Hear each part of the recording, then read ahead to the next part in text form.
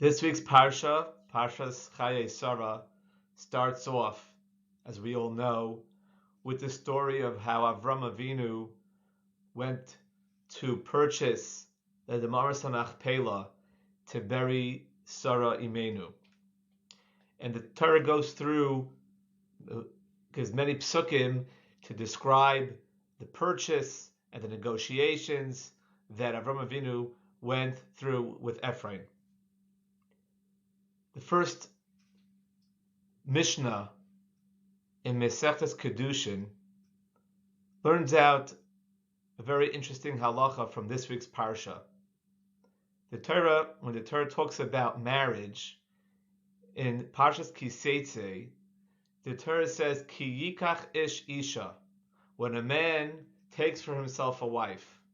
But the Torah doesn't tell us what the legal tool, what the legal way a person acquires or makes an isha mikudeshes married to him. And the Gemara in Mesechtes Kedushin learns out from a Gzeira Shava to a pasuk in this week's parsha, in our parsha. Ki yikach ish isha, when a man takes for himself a wife. The Torah uses the word yikach. And in this week's parsha, when Avram Avinu, it says, Nasati kesef hasodeh kach mimeni. I gave you the money for the Maras HaMachpelah, for this field, kach mimeni. And the Torah uses the word kach. And from the Gzeira Shava, the Gemara learns out, kicha, that since by the Maras HaMachpelah, which was a purchase of the field to bury Sara, Avram Avinu used money, and through the usage of money, through the transfer of money, Avram Avinu was able to acquire and own the Ma'aras HaMachpelah. So too, where it says ki yikach, the same word of kicha, by isha, so too a man, when he is quote unquote acquiring a wife, he can also use kesef. He could also use money.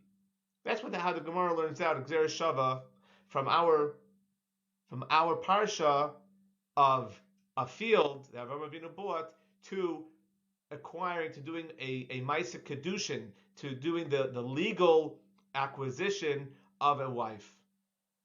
Now, although this is so halachically, and that's how we know it, but it would seem a bit strange that we learn out the method of marriage, and marriage is obviously the start of a new era in a couple's life that's full of joy, full of hope, full of a future, and we learn it out from Misa Sara, from when Sara Imenu was Niftares, and from the purchase of a field, of a very mundane acquisition of a field. It was more of a monetary real estate transaction by the death of Sara Imenu. It kind of seems a bit odd or a little bit off. And how do we understand on a deeper level the limud that we learn out? Kedusha, in the beginning of a marriage, can be done through the same method as the burial of Sara Imenu. So the Tzemach Tzedek explains a beautiful idea. We know everything in Torah has what we call the nigla, the revealed parts to it, the part that is tangible, that is easily seen and understood and could be sensed easily. And then there's what we call the nister, that part which is more hidden. It's not as obvious. It's a little bit below the surface, and you need to dig deeper to be able to access it. And this is so regarding relationships. In most relationships, we have what's above ground, what's revealed. In a marriage, you have two people and they're attracted to each other. That attraction is something that's tangible. It's something that is easily apparent. It's readily seen. One might like the other's personality. The other person may have midas, a good sense of humor. There are many reasons when it comes to a shidduch why two people marry each other. But typically, it's because the emotions are there, the chemistry is there, the personality, maybe the family. There are many external and outside factors which you can point to, you can see and sense. And those are what we would call what's above ground, that which is revealed. And that's where most marriages begin. However, as life goes on, and sometimes what happens are these initial and early reasons for the relationship, they start to fade away. Life changes, things happen, and perhaps through challenges of life and difficulties and hardships, things shift.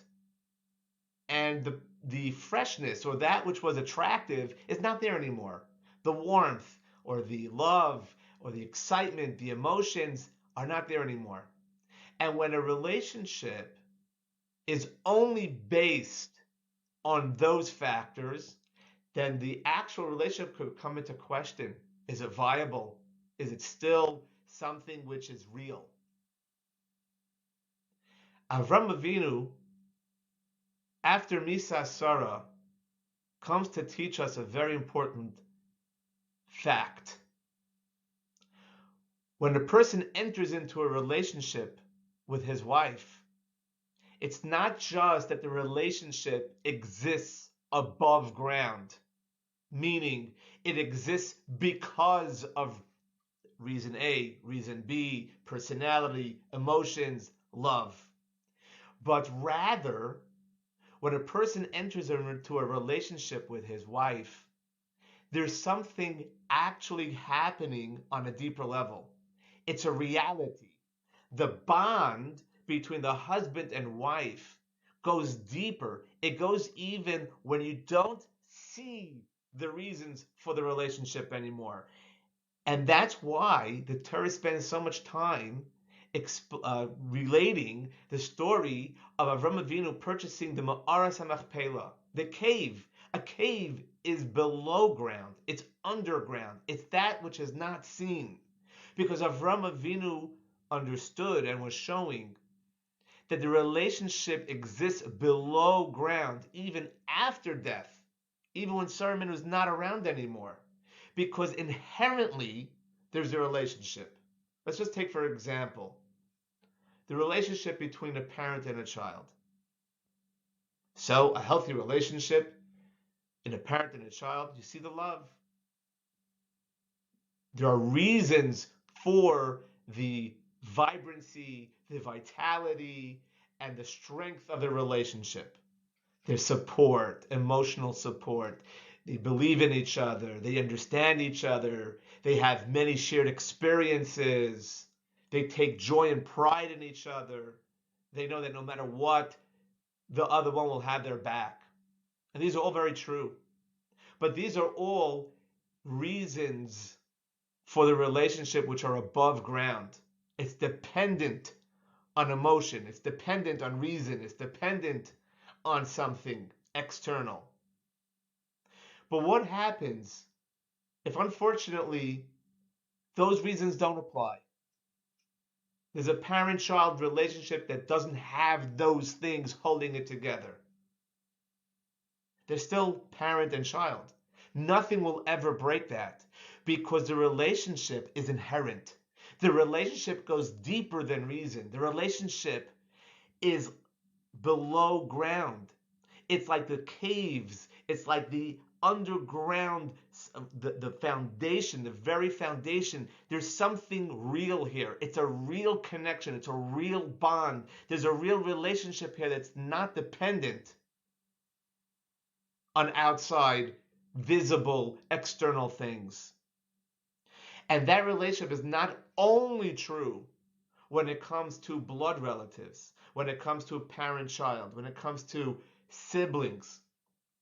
But says the Torah, that is how it is also when it comes to a marriage. A marriage is changing the very reality of these two souls, of these two neshamas. that they're entering into an inherent and actual relationship that goes deep. It's beneath the surface, even when externally it doesn't seem like they have much in common anymore. And that's why we learn out kicha kicha.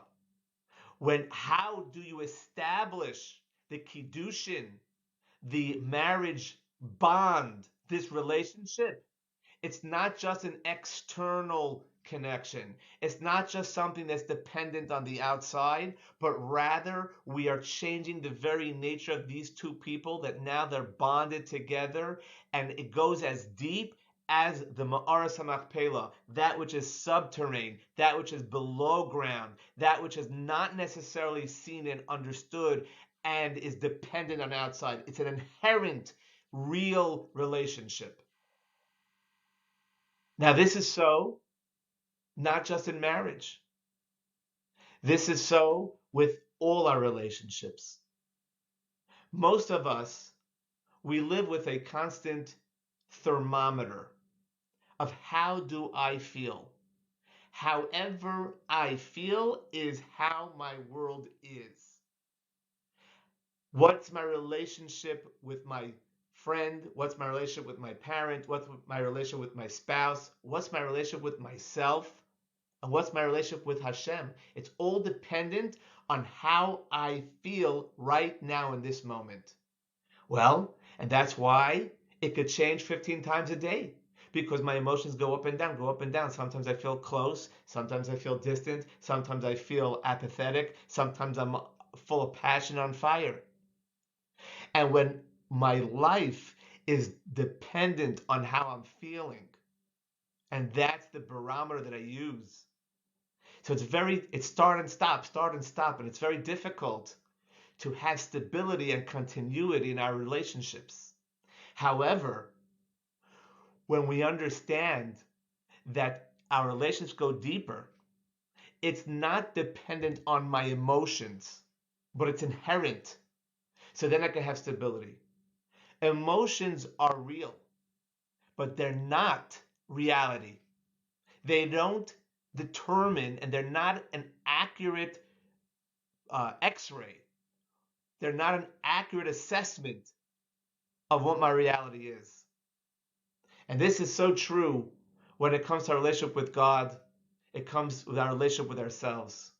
How many times do we decide, okay, this time I'm going to start going to the gym? As long as I feel good about myself, as long as I feel motivated and I'm on fire, I keep on going. But once I lose that steam, I stop going, because my relationship with myself is all dependent on that which is above ground, how it makes me feel. So it makes me feel good and I'm into it, I'll keep on doing it. But what happens when that goes away? Is there something really there? So if I'm living below ground, if I'm committed to my health and my wellness, even when it doesn't feel great, then I keep on doing it anyway. And it's the same thing with serving Hashem, with our relationship to God. Do we only show up when we feel good, when we're in it, when we're on fire, when we're inspired? So then of course that's beautiful, but then my relationship is only above ground. It's only one dimension. And we learn from this week's Parsha, from the Ma'aras HaMachpelah, from Kicha Kicha, that a real relationship, an inherent relationship that's real, is even when the above ground doesn't exist, when the external reasons, the external emotions aren't there anymore, when I am below ground. There's something really here, like a parent and a child. No matter what is going on the outside, we can never break that bond. And when I don't live dependent on my emotions, when I can see my emotions, I can acknowledge them, but I don't have to live dependent on them, then I can have that stability, that commitment to building long-term, healthy relationships with our friends, our spouses, ourselves, and Hashem.